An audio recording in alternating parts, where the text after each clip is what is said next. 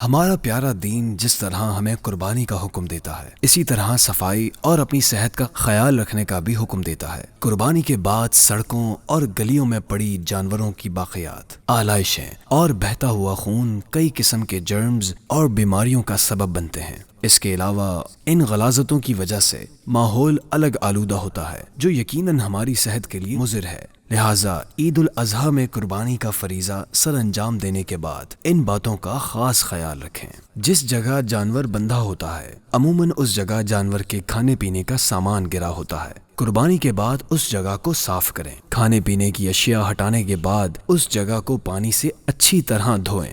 گلی یا سڑکوں میں اگر گٹر کا پانی ہو یا نکاسی آب کا مسئلہ ہو تو قربانی سے پہلے اسے حل کروا لیں، ورنہ قربانی کے بعد گٹر کا پانی خون اور آلائشوں سے مل کر خوب گندگی اور آلودگی پھیلاتا ہے۔ ذبح کی جگہ سے جانور کا خون صاف کرنے کے بعد اس جگہ چونا وغیرہ ڈال دیں تاکہ مکھیاں اور دیگر جراثیم سے حفاظت ہو سکے۔ جانور کی آلائشیں، اوجڑیاں اور چربی وغیرہ حکومت کی جانب سے بتائے گئے اداروں سے رابطہ کر کے ان کے سپرد کریں یا بتائے گئے مقامات تک پہنچائیں۔ بہتر تو یہی ہے کہ ان آلائشوں کو مناسب جگہ پر دفن کر دیا جائے تاکہ ان کی جانب آنے والے گدھ اور دیگر پرندوں کی وجہ سے فضا میں موجود طیاروں کو آزمائش کا سامنا نہ ہو۔ قربانی کا گوشت اگرچہ برکت والا گوشت ہوتا ہے، مگر کھانے میں اعتدال سے کام لیں۔ گوشت وقفے سے تھوڑا تھوڑا کھائیں تاکہ صحت بھی برقرار رہے، اور دوسروں میں بھی تقسیم کریں تاکہ قربانی کے اصل مقاصد بھی حاصل ہوں۔